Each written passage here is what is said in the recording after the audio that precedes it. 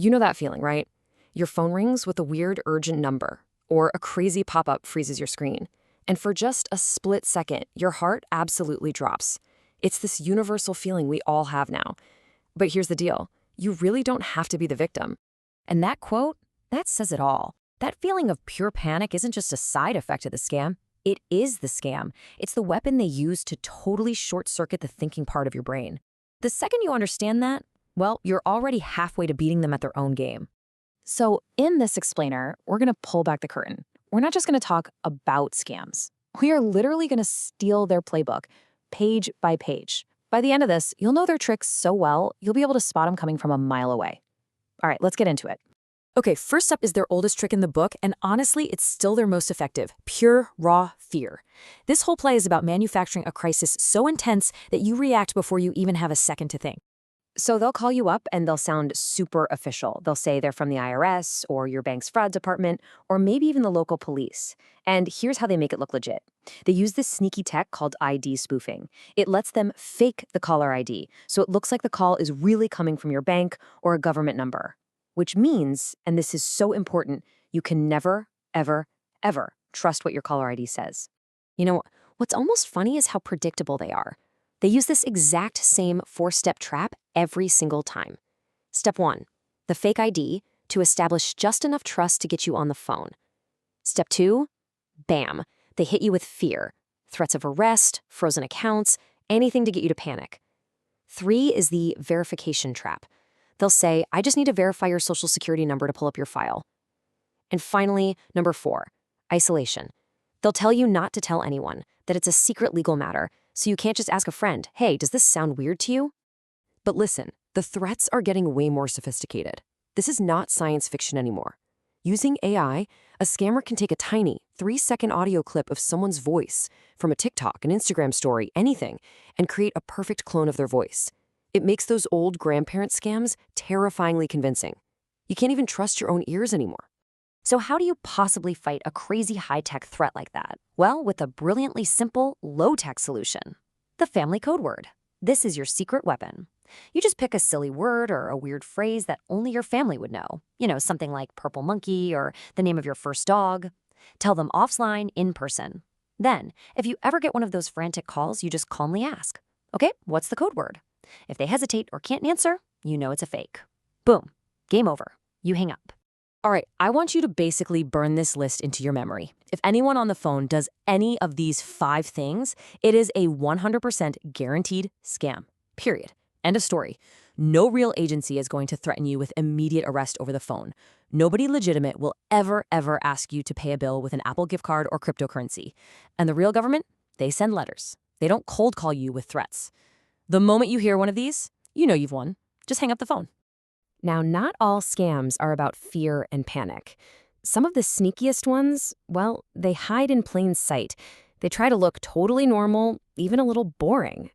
I guarantee you've seen this one. It's called smishing. You know, a mashup of SMS text messages and phishing. The classic example is the fake package delivery text. We had a problem with your delivery, click here. It's not terrifying, but it creates this little sense of urgency. Just enough to make you click the bad link without really thinking about it. But you have a superpower against this. It's the hover, don't click rule. On your phone, instead of tapping the link, just press and hold it. Don't lift your finger. A little preview window will pop up showing you the real web address it's trying to send you to.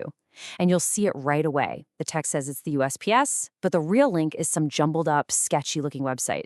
It's a dead giveaway, every time. Honestly, this one simple sentence is probably your best defense. Just make it a mantra. If you get a text about a package you weren't expecting, just tell yourself, if I didn't order it, I'm not clicking it. That right there will stop almost all of these smishing attacks cold. Okay, this next one is really sneaky because it plays on our own good habits, like sharing happy news. It's what I call the dangerous milestone photo. You know, you post a picture celebrating your kid's new driver's license or your first credit card. To you, it's just a proud moment, but to a thief online, it's a complete data package served up on a silver platter. So, here's what they're actually seeing. That driver's license, it's got the full name, the address, the date of birth, everything they need for identity theft. That brand new credit card, even if just a little corner is showing, they've got software that can analyze the glare on the plastic to reconstruct the numbers. And they're not just looking at the main object. They're scanning the background for anything. Mail on the counter, a house number, keys on a hook. It's all data to them. Okay, enough about all the problems. Let's talk about solutions.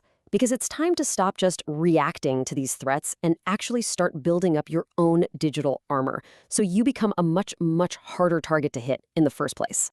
Seriously, if you only do one thing after watching this, please do this. Go turn on two-factor authentication, or 2FA, for your most important accounts. We're talking email, banking, social media, all the big ones. It is, without a doubt, the single most powerful defense you have. And I love this analogy because it makes it so clear.